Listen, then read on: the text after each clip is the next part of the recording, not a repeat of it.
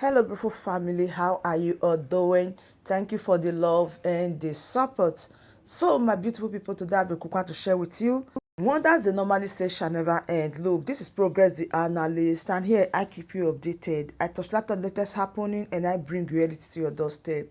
So, without not wasting much of your time, let us dive into the reason why we're here.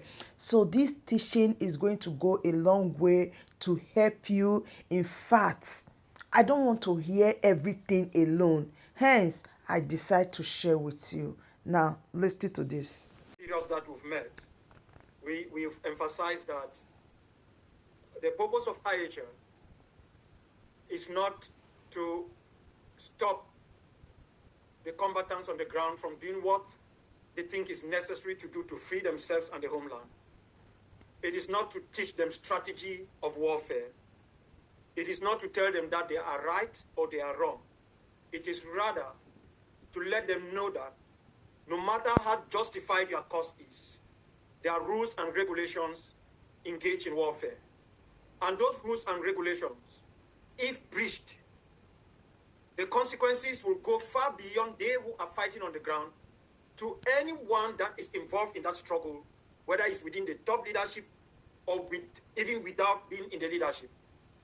But however, if breached, it is the impact, the negative impact it will have on the entire struggle of the people, no matter how legitimate and legal that struggle is, and no matter how justified they are in picking up arms to defend themselves. So the IHL is more like a referee, where there are two teams playing a football match. Without a central referee, there's going to be chaos. Anything can happen. People might be flying with their legs at the top and using the boots and doing all types of things. So there has to be someone who is there to regulate that match. The person is not going to score for any of the two sides, no matter that they are human beings and they have a way of thinking. But their goal is, listen, if you have to play one another, you have to win squarely, win fairly, do the best that you could. There could be errors that could come even from the referee or in trying to implement some of the decisions made by the rules and regulations of that match. Errors could occur, but let them be errors. Let them not be conscious acts that people actually know that this thing is not okay, but they have to do it because maybe it's revenge killing, it's vengeance, and maybe it's time to use the struggle of the people to settle inter-family squabbles about farmland, about some old marital stuff, about some chieftaincy issue. That is not the job of the struggle. So those are the things why it is so vital to study IHL. For you, as a combatant, it is your life support. It is what protects you. If you don't only study it, you follow it to the letter, especially those who are working with you in your unit, to make sure they respect it. And know that every time you do that, you are not only protecting yourself and your unit, you are protecting the struggle in which you are involved in and you are sacrificing so much for. And you are equally protecting your leadership. Because they might not be on the ground at every second. They will not be there to give you command on what to do. But every action you take has grave consequences on their own very survival as individuals. So this is the way it goes. But not just on them, on your entire struggle. And anytime you put your struggle at the top of any other thing you do, then you must respect IHL. It doesn't stop you from fighting, but it regulates you on doing just what is necessary to be done. Not the things you are not supposed to do. Even if you have the means to do it, and the chance to do it, and the opportunity to do it, but they are not permitted by IHL, then you don't have to do it. There are some of you who might not have participated in this training up to this moment. So, in a nutshell, what is IHL? There is international human rights law, but what is IHL? And why was IHL brought about? As I said before, IHL is called International Humanitarian Law. That is actually the language which the United States and some other countries prefer to use. But the United Kingdom prefer to use the word, the law of armed conflict, or the law of war.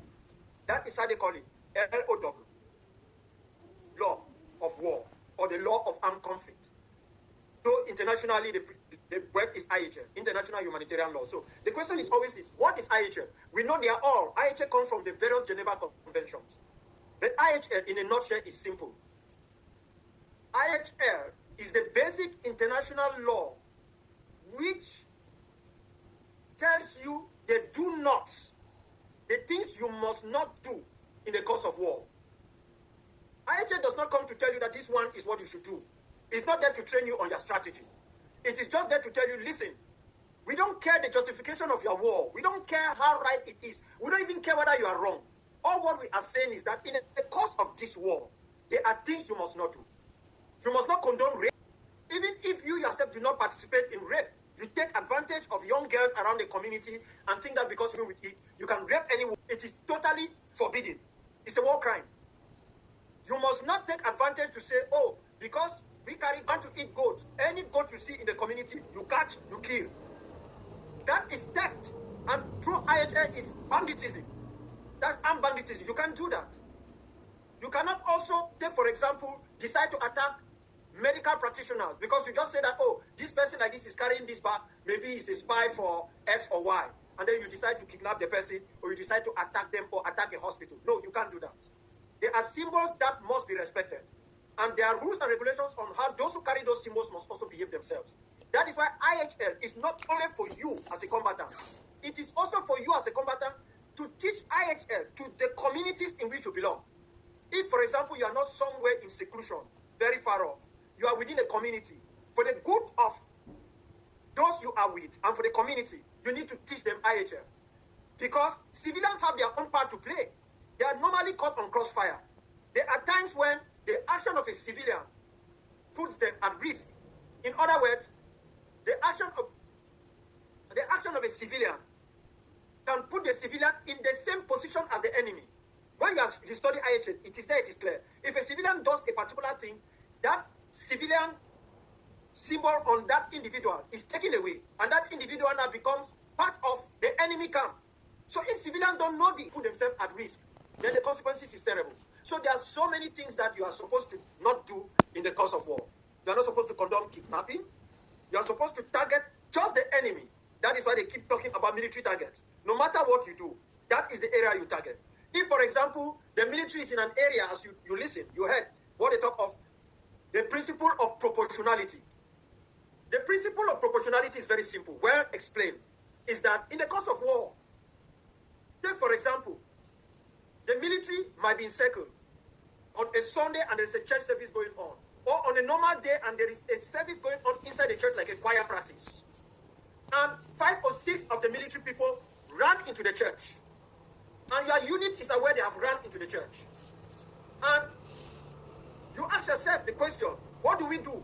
Should we just set fire on this church? Put explosives and bomb the area?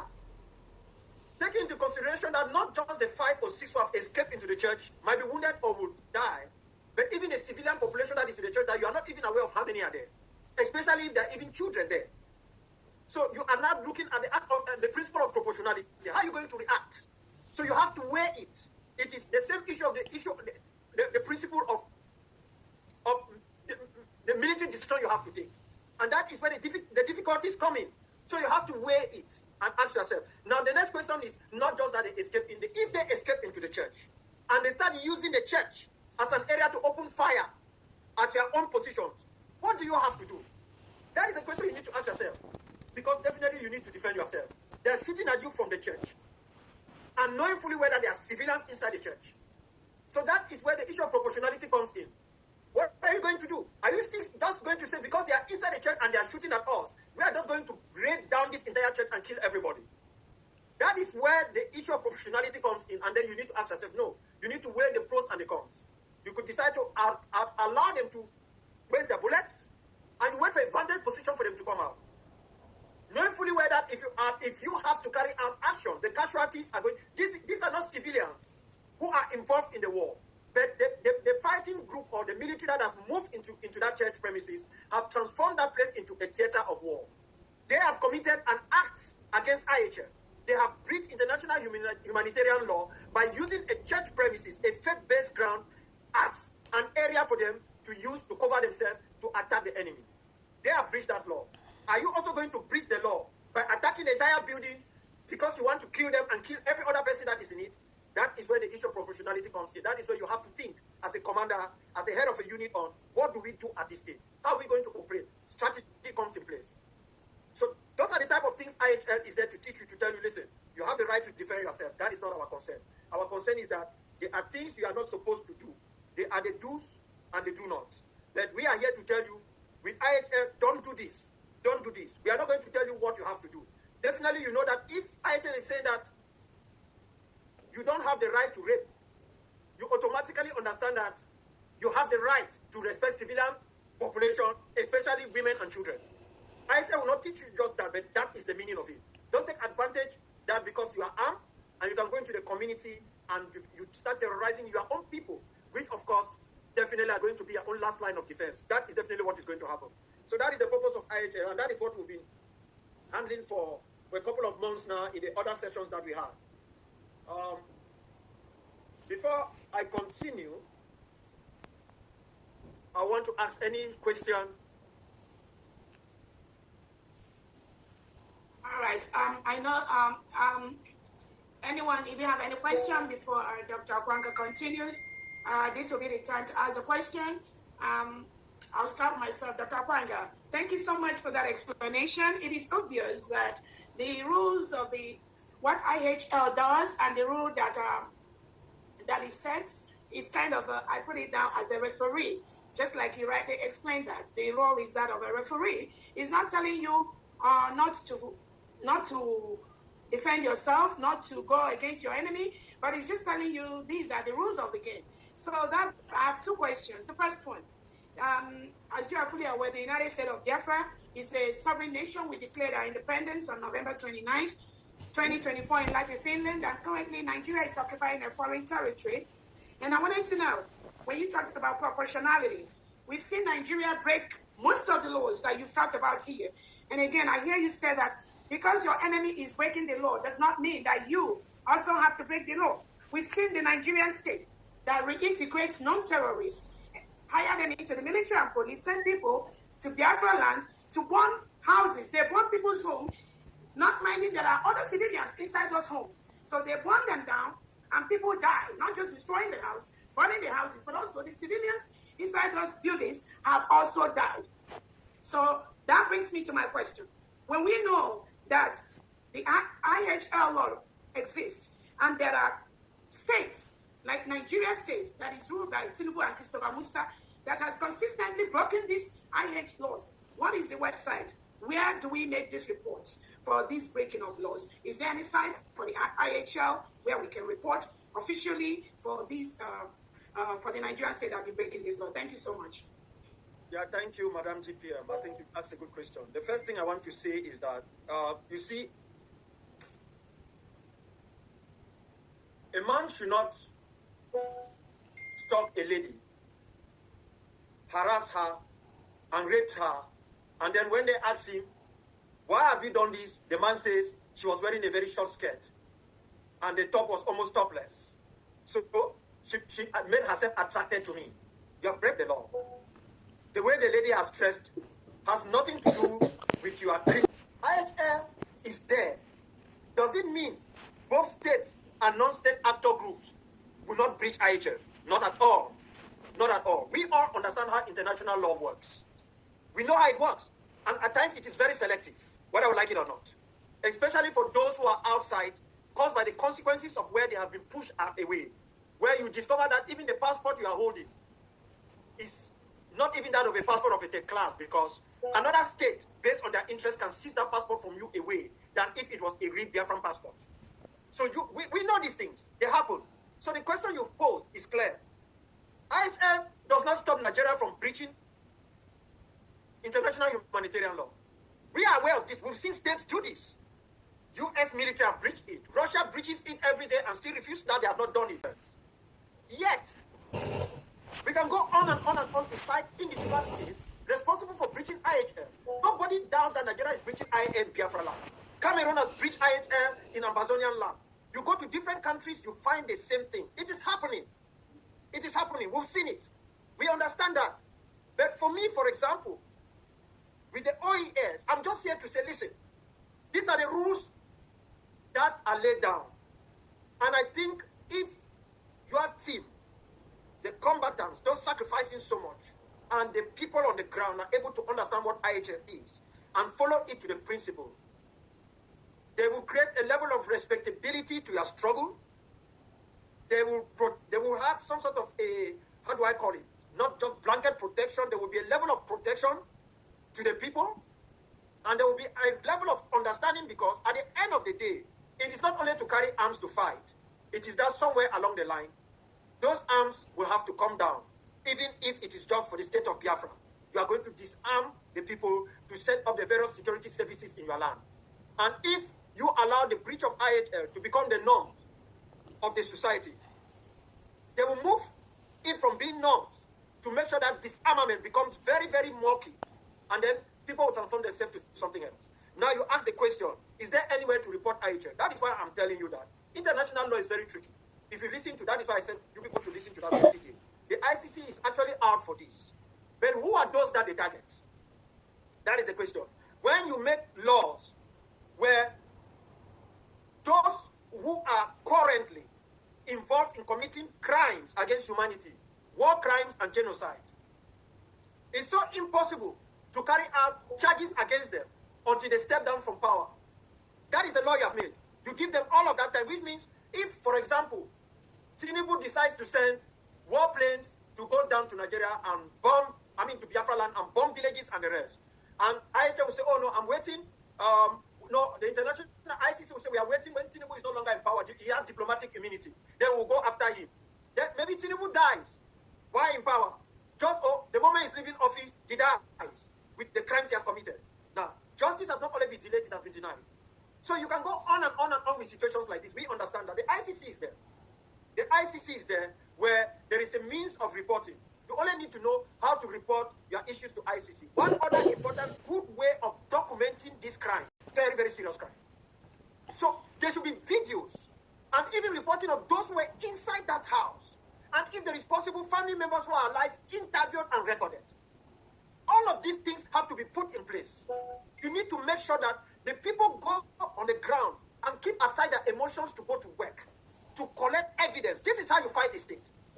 Overwhelming evidence that there is no way they can, because you and me know what is happening. They can just go to one market and kill people and say, oh, they were chasing armed robbers. No, we want documented evidence. Get the videos, let them work it out. After all, Nollywood comes from Biafra land. So putting up these videos and documentaries together is in Biafra land, it will be so easy to do it than in some other places. Make sure you have documented evidence. This is what you take to the ICC. Then the team that is in the Netherlands should be able to move within the corridors of the ICC to cut individuals who are there. Because even if, for example, you want Dr. Levy to lay a claim there are people who are there who are sympathetic. It depends on how you approach them. Then they will tell you where you can deposit an initial complaint. And there is a way to write that complaint. You can have a legitimate complaint. If you don't write it well, they will not listen to it. So you need to find out which is the best way to submit this complaint. It's not a complaint of anger. Your problem is not to go and show anger against Nigeria. Your problem is to hold Nigeria accountable. So you make sure a real legal complaint that is built with legality, not innuendos, is put together and then is filed into this quarter in the ICC. Make sure you also have a copy of it. You have copies of everything you file so that there are international groups that you can talk to that will be able to also work with you in the course of this. There are groups out there that their job is to look into all of these issues of genocides and all whatnot. They are not there to say Biafra needs to be free. No, they are just there to say that people have suffered and have been killed here by the Nigerian military, and Nigeria has to answer for it. So that is the approach some of those international groups will take. They will not be there to be singing Biafra. So you might even bring Biafra, they might not even call it Biafra, but in their documentation that they will be presenting, Biafra will be put in it based on the way the legal argument is made. Because it is the way that argument is made that can easily pass the prosecutor's office. And then the prosecutor can receive it and say, oh, there is something to answer for it. However, take note, international jurisprudence is another act of diplomacy. Which means, while you are doing this, you have to prepare yourself. That Nigeria has more clout to fight it than the USA. Because diplomatically, they could bribe people using the framings. They could do that. They could even have people within that area. You might even have someone, Nigerians who are within the ICC, who might be used to water down stuff. That is why I talk of powerful evidence and where they are coming from. And who the prosecutor is. And how that prosecutor can navigate. How these things can work. There are people in the ICC that you take stuff that they will look at it and direct you on where to go. Some might want to do that directives with a bit of resources and tell you need to pay this, you need to do this. We will tell you where to go, how to do it. So your complaint, well written, with legal arguments, with evidence, and then they are deposited. While you are fighting on the ground, it is also good to fight in the right legal way. so that your enemy is hit from every angle. And they will have different angles to fight, to spend a lot, and know that these people are coming after them. Because that is what they are already doing. They are using other mechanisms to fight you people legally. So that has to be done while they stay at the back. So for IHL, like as I said, we should never, because of anger and the act of vengeance, go against international humanitarian law. Especially things that people do and then brag about it that, yes, we were the ones who carried out this act. You must first ask yourself, what we have done in secret that we want to put in the open, did we breach any international law? Because Nigeria can breach that law and get away with it. But if it is overtly known that it's the USB and all its outfits that have breached that law, they will find every means to come after you. That is what they will do. And unfortunately, international law, at times, it is blind. Unfortunately, it is blind. So that is one thing we need to take into place. So I'll pray that your team can put a particular department that is specific only in gathering evidence, not make up evidence, real evidence. Put them together. Have testimonies in videos, in writing. Put all of those things, the places that were born. If you have the dates, everything, that is what has to be submitted. And then it will be easy to be submitted and citing with ICC rules and IHL breaches. This one has breached this and this on the IHL. This breached this and this on this. So when all those breaches are put together, I think I can assure you that it will not be easy to reject such a case. Yeah. Thank you so much, Dr.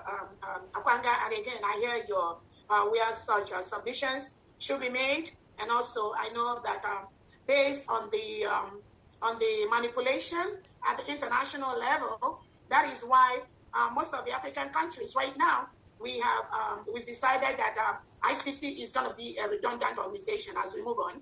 I know the AES has withdrawn their membership on ICC, and I know a couple of other countries, like the US, that are working vehemently to ensure that the ICC, which is no longer what they're supposed to be, most of the cases we are bringing it back to Africa, to the African Union organizations, to the courts in Arusha and all that. And again, I want to also reiterate the fact that the Criminal Act of Nigeria, the only reason why it has persisted over the years are because people like the United States of Biafra government has not been in place. We have had situations, these reports of this criminality, of this burning of homes, of killing and the breaking of IH laws. It is not today that the Nigerian state has started doing that. They've been doing it over the years. But this time around, we are holding them accountable. And I promise you now, that Nigeria is running away from most of the courts where we are, because they operate, like you said, the bribery. They bribe their way into different organizations. And I'm very happy to report to you, in those organizations where they bribe their way into, we've been able to bust all those people that have been participating, colluding with Nigeria in those bribery, in the way of toning down or hiding cases and the criminality of Nigeria. And I promise you, we're getting a very huge result in that aspect. But I strongly believe in IHL. We're going to take one or two other, and again, everything will still boil down to self-defense. Yes, while it is okay for people, Biafrans, we respect the IH laws, we are going by the rules that guide. But when you have a country that is lawless, a country that has no rules of engagement, a country that publicly burns innocent people's home, which is the Nigerian state, we cannot fold our hands and allow them to kill our Biafrans. That's why when you say self-determination, self-defense, I was very happy that you mentioned that. So thank you so much. We're going to go ahead and take examine of your question 2 minutes so that Dr. Akwanga can continue. We still have a long way to go. Just go ahead with your question, make it very brief. Thank you.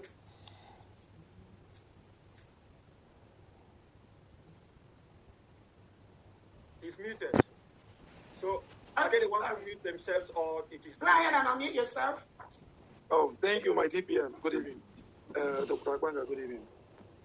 Honestly, you have asked, my DPM have asked the question, but there is something I want to add there, if you permit me. You see, when you are speaking, you make mention of something that touched me. I remembered this IHL. This is not my first time, at least while I was working with Buhari then. So as a COS then, I learned about it. You see, struggle and the country, they are not the same thing. I want us to understand it, because I remember that something like that was discussed. When you talk about international humanitarian law, when you are talking about a country, what a country does and goes scot-free, those that are agitating to be free, if you do the same thing, you'll be in for it. because the immunity that covers the president are not covering you. And I want to advise to all the soldiers. That's why I say, look at what happens to Mazi Nnamdi Kanu, our prime minister, even Mandela's, is what you post online. Things you say online without listening to advice. Because the international community, they will think about it. They will say, oh, if these people that are looking for their country can be acting like this, fighting themselves like this, snitching to one another, so it will be very difficult. But when you do something and keep it as a security form, I dare you, anywhere you take the matter of what you are doing, the international will listen to you. And remember this, that you are fighting. Dr. Agwanga never said you should not fight. No, that is what he said. He said when you are fighting, use your number 6, use your head. When you use your head, don't overdo. And overdo when nobody seen without being seen in the military language. Thank you, Dr. Agwanga. Let me pause here. That is my little contribution. Thank you. That was wonderful. Is there any other hand? Okay. Rabbi, 2 minutes, then we'll go. Please keep it brief. 2 minutes. If you have a question for go ahead. Just those 2 hands, then we go ahead, please. Go ahead. I compliment Her Excellency, Dr. Kwanga. My compliment to you. And I'm so happy. Rabbi is the training director for the United States of Biafra Defense. Go ahead, Rabbi. Thank you, Her Excellency. Yes, I studied defense studies in the Nigerian Defense Academy, and what you just said now about the national humanitarian law is what I've learned, and by the grace of God, it won't stop you, and it won't stop us as a nation state coming up to defend ourselves. But one, just like Islam Nobi said just now, we can defend ourselves, but do not expose what you do. Like bring up all these things to social media, bring them, will expose what you're doing, and will work against our security. So by the grace of God, I want to encourage the soldiers around. Let's be very careful in our activities. Thank you very much, Rabbi. I think you guys are helping me in this training. Who else? Johnson? Johnson, 2 minutes. Yeah, thank you so much. Thank you, RDPM.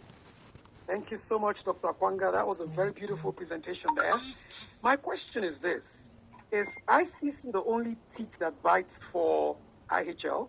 Or do we have another group that helps to enforce IHL rules, aside from ICC? No. Under the international legal instruments, the only court, and it is of recent, remember, ICC just came up of recent. There was no court that actually was meant to try people under the basis of IHL. There was the ICJ, which deals with territorial arguments, International Court of Justice. Then the ICC is very, very new. And however, there were trials that has to do with breaches of IHL years ago, like the Nuremberg trials and all of those things had to do with IHL and international human rights law. However, there were trials that were put up by mostly international judges that came from the victorious parties, like the United States, UK, all of them. They sent in judges. So it was the victor trying the vanquished, which is not supposed to be like that, because the vanquished will never really have a good say in that type of a trial. You don't call that justice. It's what we call organized act of jurisprudence. Because you know very well that you have won, and then you bring a group of people to try them. How are they going to be free? It's difficult. No matter even the least person there is going to be accused for 1 or 2 crimes. Maybe just by being a standby or being part of. You could even be accused for just being a Biafran. Then you are involved for the breach of IHL. If Nigeria catches you, that is your crime. There are many Biafrans who are not part of USB, who are not deeply involved in the Biafran struggle, but they are Biafran by their nature of their birth. And they are suffering for Biafra while they are not deeply involved in any of the armed feats fighting for Biafra. So that is not justice. That is exactly what was happening in those days, where we call it the victor's justice. And that is one thing nobody will always want. Because if you put yourself in a situation where you are going to be tried by the person who has defeated you militarily, then you're in big trouble. Just know you will not get justice. So there is no other group except the IHL. The ICC at the moment. The African Union came up with something, which of course they have not actually succeeded, and it will be one of the items that I think I've explained, I've sent to you people. That is the issue of the principle of what we call ARU2P. Yes, responsibility to protect, that is how they call it. ARU2P is a very, very important clause where, for example, the world has failed in ARU2P over the Palestinian people. The world failed in ARU2P when it was a time for the genocide that took place in Biafra land. The world could argue that by that time, ARU2P was not actually existing. It was not yet set in motion. The world failed in ARU2P, not over Somalia alone, but over Rwanda. And they have failed in ARU2P in different instances. Because ARU2P is very technical. It is like the idea where they say responsibility to protect. ARU2P fights against state sovereignty. You know, the UN talks a lot about the territorial integrity, the sovereignty of a state, that another state should not come into another state to help to protect it. What is going on in Ukraine today is on the basis of ARU2P, the responsibility to protect, where the US and others are going in saying that they are not there to conquer Russia, they are there to protect Ukraine. But as usual, it is selective. They decide who they should protect and who should be allowed to be slaughtered. That is the international law works, and that is the murky part of it. I think diplomacy, unfortunately, diplomacy is a very it's something that is extremely dangerous, because the way it weighs, the way it goes, is always on the basis of state interest. That is the danger with diplomacy. If you don't have the power, you don't have anything to do. They are aware that Biya has killed so many people. They are aware that Biya is 92 years old, but they don't have the means to kick him out of power. If they come today and declare that Biya has won the election, what is going to happen in Cameroon? Some will say, oh, the election was free and fair and rigged. They'll be mocking you at the back. They will not allow somebody at 92 to be their president. They will not allow somebody at 92 to be in power for 40 plus years. They will not allow an old man like Tinubu, who might be falling around, to run Nigeria, if they were there. But they will allow it in your case and mock you at the back because they think they can use that individual for their own good. So this is how the world works. That's the part of diplomacy. I'm sorry I have to get into this. At times I become very emotional because this is what I studied in school and this is what I teach my students when I'm lecturing. However, you have only the ICC. And the ICC also has been accused for carrying out selective justice. Because who pays them? That is the question. Where is the salary for the people at ICC comes from? He who pays the piper dictates the tune. So that is some of the difficulties we are facing. However, I would still think you need to put your evidence in a very, very organized manner. Put your evidence. It is not just for ICC today, it is for posterity. Put it in video because it speaks a lot. Put it in people speaking out on what the Nigerian military has done to them. Make sure you have enough evidence, because you don't have evidence, you cannot try somebody. If, for example, somebody comes in and they say they're going to try the DPM in the US for X or Y, and then the DPM has a lawyer who does not go down to Biafra land to investigate what is happening there as part of the DPM support, then the DPM will not say she has a lawyer or she has a defense, because you need that evidence to put in court. I am not in this because I want to hurt people. I am in this because I am born in slavery. I am hurting. I've been dehumanized, not just me. Even the children I've born here in the United States are suffering that dehumanization through me. So that is the type of thing you do. Put it together. I can assure you of one thing. Someone somewhere in the ICC will see those things and will ask that they should act. If they don't act, some people might even resign. It's not like us Africans where resignation is not part of our tool. We don't have to resign from something on the basis of our morals. But out here, a lot of people will step down or resign. There could be a lot of bad people, but people will resign. And if people do that, you've achieved something. So get your evidence. You might not trust the ICC, but that is the only thing we have. Get your evidence. You dumping it where it is in a legal way, while you're having what else you need to have. That will be put in the public arena at the right time. As much as possible is to make sure we flow the arena with evidence that are irrefutable. But when you are going to the ICC, you don't make announcements. In most of these things, as our two, the rabbi and our other brother spoke, we should realize that the biggest advantage for us is secrecy. Yes. Is the possibility of inevitability. When your enemy doesn't know when you are coming and how you are coming, you have already won. But every time you think, because you have a cell phone or whatsoever, and instead of you freeing the homeland, you are playing for the gallery, you are losing a lot. You are making your enemy to prepare more than you. They will take the oil money from Biafra land to fight you, to dish it out there, to block all avenues. So it's not always that you put out everything. Make sure the food is ready for people to eat before you call them to come around the table. Because if you call them when that food is not yet ready, somebody is going to kill the other one. you so much. Okay, so you can proceed, Dr. Panda. Thank you. So now we will proceed in this format. We've spoken about IHL, and we've talked mostly about the things we don't need to do. I want here that some of us, especially those on the ground who were here and who are able to speak, should tell us some of the do-nots that they have learned that they are not supposed to do. And I'm aware that you are already undertaking some training on the ground, and I'm very happy for that. And I've asked the GPM that you people should do everything to make sure every time you are taking training, please record it for your own good. Record it in videos for your own good. Because that is your weapon. That is your defense tomorrow. That does not mean somebody from your unit might not be emotionally out of order and do something. I've explained before that the most trained military in the world commit crimes against humanity in the field because of so many things that are happening.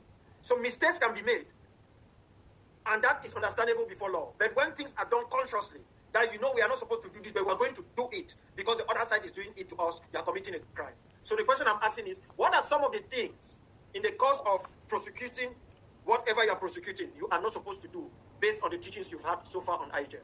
Because that is the way we will know that we have captured something. Raping? I think people can raise up their hand and answer the question. So what's the specific question, Dr. Wanda? What are some of the do-nots IHL is clamoring for? Okay, the do-nots. Raise your hand and answer. I would say not raping women and children. That is what. Okay. You can answer. Whoever want to answer the question, go ahead and answer. Let me make sure that you can talk. Okay. Go ahead, everyone. Those that want to answer, you can answer. There are some hands on. Techno K17 and Infinix Hot 8 is on, and Mazi Johnson Ugo is still on too. Their hands are up. All right, go ahead. Those are the hands. Please be brief. Just go ahead. No, they are all muted. Okay, Johnson is.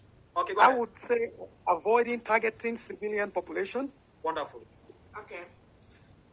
Okay, next person. The next person.